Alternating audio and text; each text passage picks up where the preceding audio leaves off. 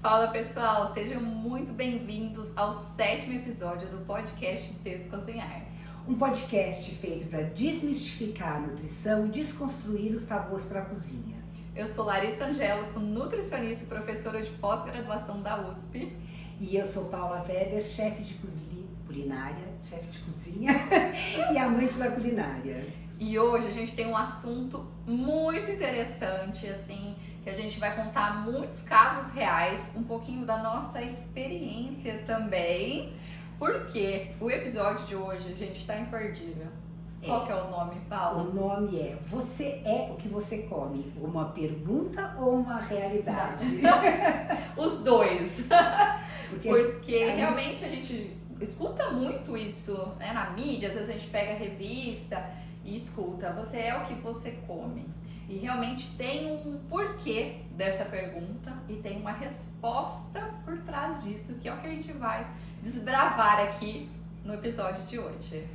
Que a gente começa, a primeira alimentação é o leite, né? Então assim, a gente começa... E o leite materno. Faz muita diferença, quer dizer, claro que existem os casos com problema de amamentação, é outra, mas se você puder, amamente. Eu sou testemunha que, assim, crianças amamentadas até os 6 meses, só leite, são mais saudáveis. Exato. Tanto é que o Ministério da Saúde, ele recomenda que as crianças sejam amamentadas apenas com leite materno até os 6 meses de idade. Foi exatamente. E não precisa nem de água. Nada, é leite. Quem amamenta, quem já amamentou, sabe, até percebe durante a mamada que fala assim, nossa, mas às vezes o leite está tão ralinho no início da mamada, porque justamente é a hora que vai ter maior conteúdo de água ali. E aí, conforme o bebê vai amamentando, no final da mamada vai ficando uma cor mais amarelada, porque ele começa a ter mais gordura naquele final, que é onde vai trazer mais a saciedade. Então, o próprio leite materno, ele já mata a sede da criança e também ele dá os nutrientes. Ajuda a mulher a voltar à antiga forma. Então, além de tudo, quer dizer, então assim, dica número 0, amamentem. Exatamente. Passado o período da amamentação, você começa a introduzir aos poucos os alimentos. E aí o que acaba acontecendo, eu acho que você deve perceber mais, é que o pai e a mãe não tem variedade, fruta, banana, e a criança come banana, né? Então, e assim, não tem essa variedade. Sim. Vou dar uma rebobinada nessa história um pouco. Quando a gente tá lá dentro da barriga, a gente ainda é feto, o que a mãe consome já começa a influenciar como a gente vai consumir, como vai ser essa introdução alimentar. Então tem um estudo que é muito legal, que ele compara mães que consumiram, gestantes, né, que consumiram cenoura durante a gravidez e mães que não consumiram a cenoura. Depois, quando teve a fase de introdução alimentar, aquelas mães que consumiam cenoura, os filhos tiveram uma facilidade maior de gostar da cenoura do que as mães que não consumiam. Então a gente tem uma lógica por trás disso. Então é muito importante, quando você está na fase da gravidez, você ter uma alimentação saudável. E por que você não pode consumir álcool durante a gestação? Porque passa pela placenta, isso pode afetar o desenvolvimento da criança, pode trazer atrasos. Então, tudo que a mãe consome já começa a influenciar na alimentação. E acho que é por isso ter crescido muito. Eu tenho, não sei se é porque agora eu tenho muitas amigas mães, eu ainda nunca tive a experiência, mas eu vejo as mães muito preocupadas com a alimentação delas durante a gestação. Não, porque facilita a gestação, né? Assim, quando você está bem alimentada, com coisas saudáveis, facilita. Fora pode trazer, tem gestantes que desenvolvem uma hipertensão, um aumento da pressão arterial, tem a diabetes gestacional, que é o aumento da glicemia durante a gestação. Porque tem, assim, grávida, essa história de enjoo, tem umas que tem outras que não tem. O meu enjoo passava com bisnaguinha. Exato, tem as fases, né, né, da gestação. Então, no começo da gestação, geralmente a gente tem mais enjoo, né, por conta dos hormônios ali, da modificação dos hormônios. Então, você tem é mais como um mal-estar. Chegou ali aos 3 meses, né, que a gente fala muito por semanas. Chegou ali a partir das 12 semanas, 13 semanas, esses sintomas começam a melhorar. E às vezes eles voltam no final da gestação. Com muita gestação, eu acho que é um porque assunto... o feto acaba apertando, né? É uma coisa que a gente fica horas falando de gestação, né? E assim, a diferença que faz quando você tem uma alimentação mais balanceada e uma menos. Na primeira gravidez, a minha alimentação eu fiz tudo que eu quis. Na segunda, já não dava mais tempo e eu me cuidei. E foi tudo muito mais fácil. Sim. Eu acho que aí entrando um pouquinho no mitos ou verdades, gente, não é pra comer por 2, viu? Mas então vamos pular de novo agora pra infância, né? Então a gente tem a fase de introdução alimentar que começa aos 6 meses. Vai gradativamente. Exato. Tem crescido muito um método que chama BLW, que é uma terminologia em inglês, que é para dar mais autonomia à criança. Então não é mais para você dar tudo amassado, porque antes, eu não sei como é que era na nossa época, se você liquidificava tudo e ainda passava na peneira. Não. Já dava assim, a criança tem que pegar uma fruta e morder, porque começa a exercitar a mandíbula, isso ajuda na fala depois. Então, crianças que fazem exercício com a boca e tem uma diferença do que aparece só com papinha. Exato. Então, hoje em dia, a gente não tem só trabalhado com papinha. Lógico que pode ter os momentos de você ofertar papinha. Você não vai, a primeira comida, você não vai dar uma maçã inteiro, exato. Tem os processos, mas se você estiver nessa fase de introdução alimentar aí do seu filho, dá uma pesquisada sobre esse método que é bem legal, ou me chama lá no Instagram que eu ajudo.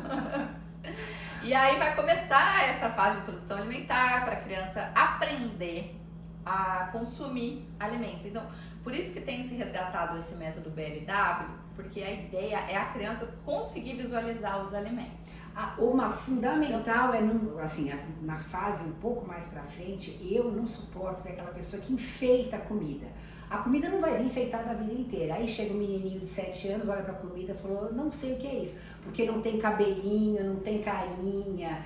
Fazer uma graça um dia ou outro. Numa festa de aniversário. Explicando que a gente está fazendo uma brincadeira, quer dizer, a cozinha para a criança tem que ser lúdica, mas ela tem que saber da onde vem. E a hora que você coloca a criança para fazer as coisas, ela assim, come. A hora que ela vê uma cenoura, a rama inteira, fala, nossa, a cenoura nasce na terra. A cenoura tem a parte verde, não é aquela coisinha cortada. E aliás, a Paula tem um livro super legal, fala o nome. Que é a família Cuca na cozinha, que é essa aventura da família cozinhar. Então, assim, começar a inserir a criança dentro da cozinha. E não falar, sai de perto, que isso não é pra você.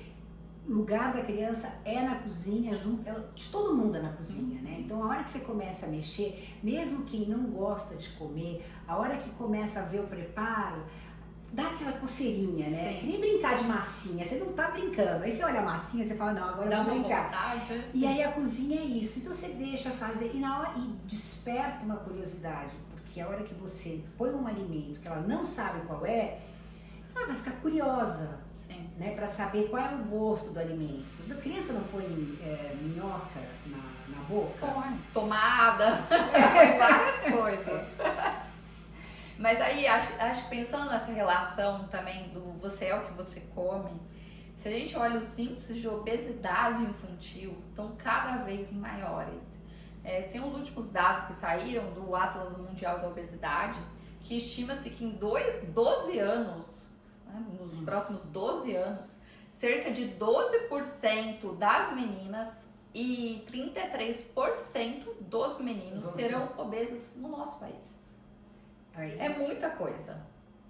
E isso é muito reflexo do você é o que você come. Porque assim, a criança, você acaba recompensando com alimentos ultraprocessados, quer dizer, é muito mais fácil você ter um chocolate, você passar num McDonald's da vida, então você acaba criando hábitos não tão saudáveis. Começa pela lancheira, né, do que a criança leva. Ou ela pode levar um Cheezitos, ou ela Sim. pode levar um sanduichinho de pão integral com um requeijão, uma cenourinha ralada, um suco Sim. natural. Aliás, isso aí me fez lembrar que acabaram de aprovar uma legislação no Rio de Janeiro que é justamente proibindo a venda de ultraprocessados nas cantinas. Escolares, para vocês verem o quanto que o ambiente influencia. Quanto tempo você passa dentro da escola quando você é Não, criança? tempão. E assim, você vê, e claro, essas coisas com saquinho é mais fácil do que preparar um sanduíche. Mas se você se organizar, começando com as crianças, assim, você se organiza para você e para os seus filhos, para quem mora em casa, você consegue ter uma coisa mais saudável. Sim. E acho que uma frase que eu tenho muito por mim, nesse sentido, é: se você cozinha, você sabe o que você está comendo. Você sabe o que está colocando lá dentro daquele alimento. Dias eu fui no mercado e falei do patê de atum. Porque se a gente comprar o patê de atum já pronto, na hora que a gente vê o que tem ali dentro... Não, e é muito fácil de fazer. Tem açúcar, tem aditivo, Conservante. tem corante, tem conservante. E aí você tá colocando, às vezes, um alimento que aparentemente é saudável, às vezes não age pra criança. Então, se você faz um patê que é tão fácil, com o tempo, você tem uma receita. Tem, ó, patê você abre a lata, já tem que... O atum é diferente. Você comprar o atum enlatado já ali ao natural, ok. Você compra natural. Isso, sem ser o patê. Aí você junta assim uma colher de maionese, umas gotinhas de ketchup, um pouquinho de mostarda. Quem quer dar uma picância, um tabasco. Se quiser, coloca cebola ou não. Amassa tudo, passa no pão com uma folha de alface. Não precisa nem ser pão, assim, você pode fazer esse pão pita, pode ser esses wraps. Sim. Com alface junto, e põe cenoura, e põe tomate. Põe outros vegetais ali dentro. Não. Ou às vezes, em vez de usar maionese, que é mais gordurosa, você também pode usar ricota. Amassa a ricota, põe um pouquinho de azeite, que aí ela deixa ela mais úmida. Uma coisa que eu adoro fazer também é passar a ricota na peneira. Porque aí ela dá aquela textura mais cremosa. Não, você vai substituindo, mas Sim. assim, você pode ir introduzindo. Você começa, você só... não, tem que ter maionese. Põe uma colher de maionese, uma colher de ricota. Junta e vai misturando aos poucos. Então, você vai mudando o teu paladar. Pouco a pouco o paladar vai se adaptando. E um lanchinho super legal, aproveitando que a gente está no episódio Mais Crianças, você pode até mandar um patezinho de ricota com a cenoura cortada, o pepino cortado, o salsão cortado, tomatinho, que fica divertido. Eles vão comer aquilo que já está mandando palitinho. E assim, se você inseriu esse hábito alimentar na criança, isso vai ficar mais fácil.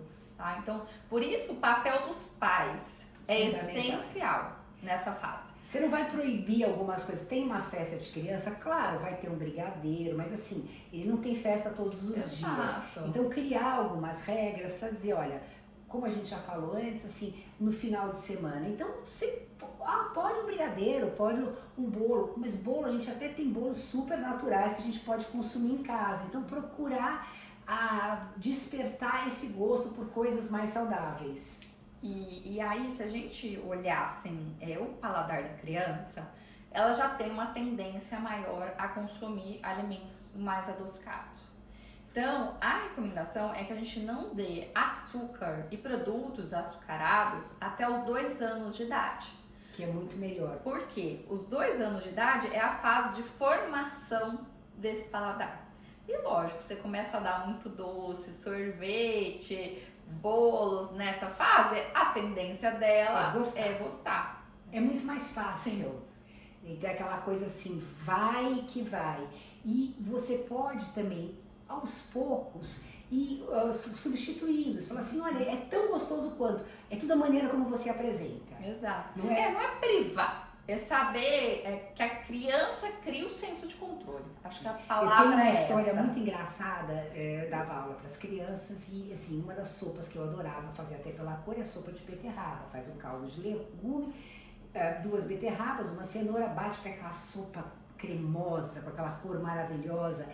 E as crianças fizeram, estavam encantadas com a sopa e os pais iam buscar no final. Aí apareceu uma mãe e falou, eu não vou comer esse negócio. Eu olhei para ela e falei, você vai comer sim, porque tá muito bom. E é isso, é um exemplo. Então, se você tem aí a sua dificuldade de consumir alimentos, é importante repensar nisso, porque isso vai influenciar o jeito que a criança consome. O que tem dentro da sua geladeira é o que a criança vai ver ali. Tanto esses dias eu estava na casa da minha mãe, e aí tem meu sobrinho que vai fazer 4 anos de idade. E aí ele brinca muito na geladeira, porque ele sabe que na geladeira tem muitas frutas. Aí ele mesmo vai lá, abre a geladeira e fala, o que tem de frutinha hoje? Então ele já associou que dentro daquela geladeira tem fruta. E que é uma coisa gostosa. E tem uma coisa assim que a minha filha adora fazer, ela pega uva, põe no congelador e ficam sorvetinhos de uva. Ótimo. É só uva, assim. Sim. Aí você quer um sorvete, ela fica comendo assim, Não, é sorvetinho de excelente, uva. até pra gente, viu? Até pra vida adulta. Isso aí é um ótimo. Isso é uma ótima sobremesa, um ótimo lanche da tarde. Funciona muito bem. É refrescante, você quer assim, aquele docinho e as frutas secas nessa hora, assim, você precisa comer uma coisa doce, você come com damasco. Tanto é que tem muita receita infantil que, como eu falei dessa questão do açúcar, para não consumir açúcar refinado, eles usam muito uva passa para dar esse sabor, que é uma fruta seca, e muito tâmara. Também. Tem brigadeiro de damasco. Que é uma Brigadeiro de delícia. damasco, é que tâmara acaba sendo mais caro, né? Então, mas assim, às vezes não é tão tem. viável. Aí a gente entra na parte da aproveitar a sazonalidade, porque tem épocas que os produtos estão mais baratos. Então, assim, consumir não só uma variedade, mas também aproveitar, tentar entender. Não adianta você querer comer morango o ano inteiro, porque uma época do morango vai estar horroroso. Tem épocas que ele tá bom, bonito e barato. Exatamente. Pêssego, isso a gente tem que pensar muito nessas safras dos alimentos. E aproveitar que a gente tem uma safra tão rica aqui, né? Porque assim, você consegue um alimento mais saboroso, mais nutritivo, perfeito para o consumo e mais barato. Sim. Não é assim, você está comendo quase uma coisa de plástico às vezes, apesar de ser fruta, é uma fruta... Sem sabor, sem gosto, né?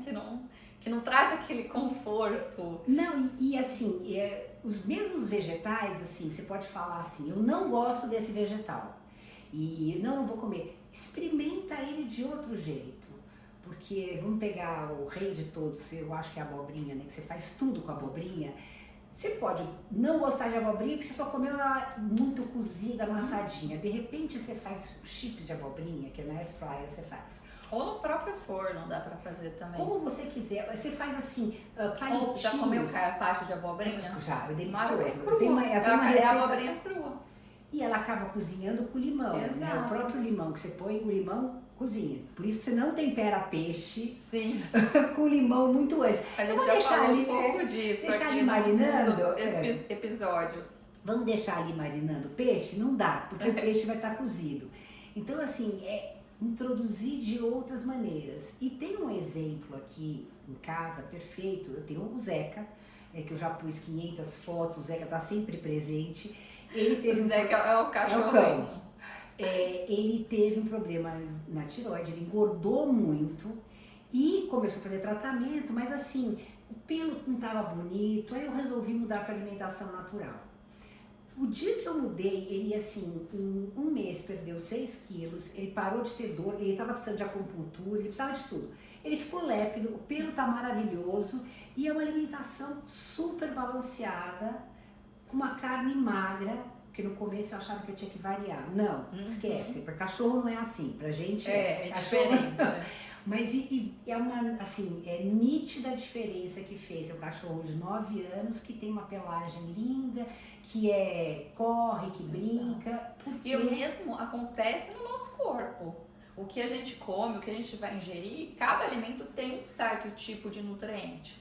Então, independente da fase da vida que a gente se encontra, lógico que a gente, ao longo da vida, a gente tem necessidades diferentes, mas independente desses alimentos que a gente diz sempre saudáveis, eles vão trazer nutrientes para nutrir o nosso corpo, para deixar a pele bonita, hidratar, agora, tirar as ruguinhas, pele hidratada. ajuda. se toma água, você fica com a pele hidratada. Exato, Né? exatamente. É assim, quando você tem a pele muito seca, é falta de água. A gente vê, cenoura, quando a gente vai tomar sol por causa do beta-caroteno, e você fica com bronzeado, mais bonito. Então, são alimentos que refletem ali, é que às vezes a gente não vê o interior, né? Agora, falando nesses alimentos, esse suco detox funciona? Depende. É que assim, o termo detox vem de uma coisa que ele quer desintoxicar o corpo. Só que a gente já tem um fígado que faz esse papel, tá? Só que pensa, se for uma pessoa que não consome nenhum vegetal, não consome fruta, se ela estiver consumindo, o que é o suco detox? Põe um limão, uma couve, põe uma maçã, o que mais? Vai colocando gengibre. Ou seja, são alimentos naturais. Às vezes, se ela não inclui isso, se ela não tem isso na alimentação dela, lógico que vai ser uma bomba de nutrientes bom pro corpo dela. Então, eu acho que só a terminologia detox, que caiu meio como se fosse uma coisa muito... isso aqui vai ser a salvação, toma um suco detox, que tudo. Você vai perder peso, né? Você vai ficar mais magra, mais esbelta. Vai crescer 10 centímetros, seus olhos vão ficar azuis. E não é isso, eu tenho conversado muito com vocês, que é uma importância a gente ter uma mudança de hábito alimentar. E aí eu já vou dar spoiler do próximo episódio, eu não vou falar o tema, mas tem a ver com isso. Exatamente, porque o tempo voa e assim, a gente vai retomar mais pra frente essa parte da alimentação das crianças. Deixa eu só dar uma dica, que eu acho muito assim, é um vídeo assim que ele é marcante, chama Muito Além do Peso, você já viu? Não, eu acho que não. Ele tem no YouTube e ele fala muito da obesidade infantil. Então ele mostra esse crescimento de consumos de alimentos açucarados, de refrigerante. Ele mostra, tem um episódio que ele faz uma roda com criança e fica perguntando, você conhece esse alimento? Sei lá, é a abobrinha. A criança não conhece. Não, o frango vem na caixinha. Exatamente. O frango é um nuggets. Então, se você puder levar a sua criança numa feira, no supermercado junto, e apresentando os alimentos. Apresentar, fulaninho, esta é uma abóbora. E pegar assim, coisas que têm nomes parecidos, eles ficam olhando, é muito engraçado. Abóbora, abobrinha, e os diferentes tipos de abóbora que tem. Então a criança fala assim, como esse e aquele? São nomes similares, mas é da mesma família, só que tem sabor diferente, textura diferente. E outra coisa, eu quero ficar o dia inteiro aqui falando, que eu tenho 1000 histórias que eu lembrei. Foi que às vezes a gente quer impor o nosso paladar nas crianças. Mas esse dia eu fui surpreendida com meu sobrinho, que ele falou pra mãe dele, ele falou assim, mãe, corta a manga, eu quero comer a casca da manga. Eu olhei pra ele e falei, gente, casca da manga? Eu nunca comi casca da manga, você já comeu? Não, é boa? Gente, não é que é boa? Eu achei uma delícia. Eu falei assim, nossa... Pô, e você experimentou. Exato, porque eu acho que a gente tem que ter esse olhar também. Então, às vezes a gente fica julgando, não, você tá doido, vai comer isso não, vai passar mal.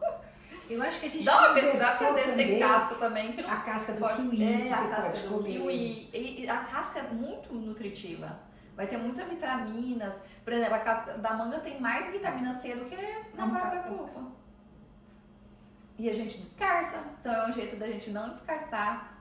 Deixar o alimento mais nutritivo e não julgar, porque às vezes a gente quer isso, a gente quer impor o que a gente... Não, isso não é bom, isso não pega, isso não come. E não é o que acaba acontecendo, né? Quer dizer, você tem que... E aí você se permite, eu falo que filho é cultura, que você acaba aprendendo muito e você testa novas formas, você vê o mundo de outro jeito e você testa novas formas de olhar para os alimentos e se policiar para não repetir coisas que você fazia, de ter aquela coisa de só bife e batata frita. Isso aí. Que é uma delícia de vez em quando.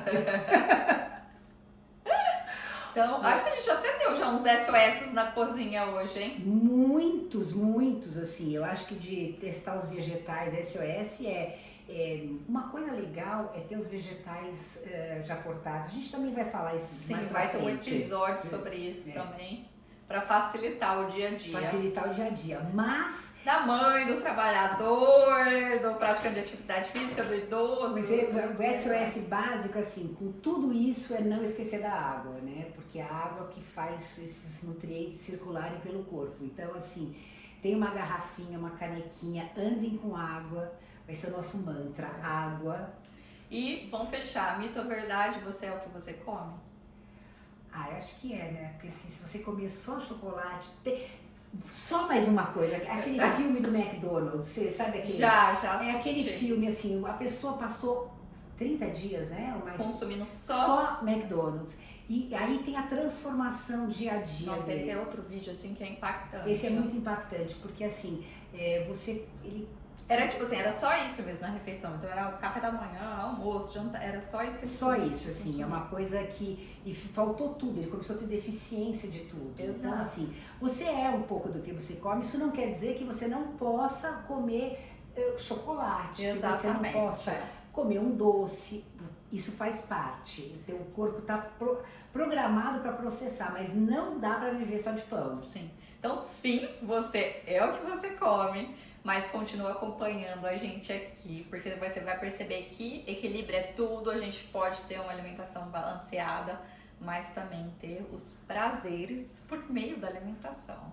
Então, até a próxima, a gente fica por aqui.